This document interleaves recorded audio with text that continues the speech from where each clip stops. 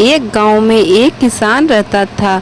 वह खेतों में काम करके बहुत मेहनत किया करता था। वह अपनी पत्नी के साथ एक झोपड़ी में रहता था। उसकी पत्नी हमेशा उसे परेशान ही किया करती थी। घर को संभालने के बजाय वह हमेशा अपने पति को कोसती रहती थी। उसका कहना था कि वह अपने घर को अच्छे से चलाने के लिए रुपए नहीं कमाता। किसान भी हमेशा तनाव में ही रहता था। एक दिन किसान और उसकी पत्नी घर पर झगड़ा कर रहे थे। तब उस राज्य के राजा और रानी उस गांव का दौरा करने के लिए आए। उनका रथ किसान की झोपड़ी के बाहर से होते हुए निकला। राजा और रानी ने किसान और उसकी पत्नी का झगड़ा सुनकर वहीं रुक गए और रानी ने फिर राजा से कहा, महाराज, पत्नी चाहे तो घर भी बना सकती है और बिगाड़ भी सकती है। एक पत्नी को अच्छे से घर चलाने के लिए बहुत त्याग करने पड़ते हैं। अतः मैं चाहती हूँ कि 3 महीने के लिए मैं इस किसान के घर में रहूँ।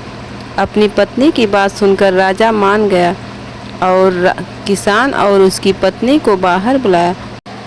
किसान से राजा ने कहा, हमने तुम्हारी सारी बातें और झगड़ा सुन लिया है।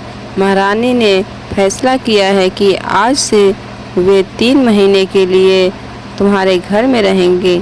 हमें भी हमारे राज्य की खुशहाली चाहिए। तब तक तुम्हारी पत्नी महल में रह सकती है।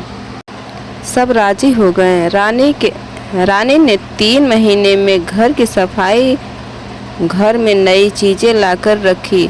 किसान को बचत करना सिखाया। उतने समय में ही किसान की कायाकल्प हो गई और उसने अपनी बचत से कुछ बैल और गाय भी ले ली। वहीं दूसरी ओर राजा के घर में किसान की पत्नी ने बहुत गंदगी फैला दी थी। राजा इससे परेशान होकर रानी के आने का इंतजार करने लगे। 3 महीने बाद जब किसान की पत्नी अपने घर आई तो इसे विश्वास ही नहीं हुआ कि वह उसका घर है। तब महारानी ने उसे समझाया कि घर छोटा हो या बड़ा, उसको संवारना एक पत्नी का उत्तरदायित्व होता है।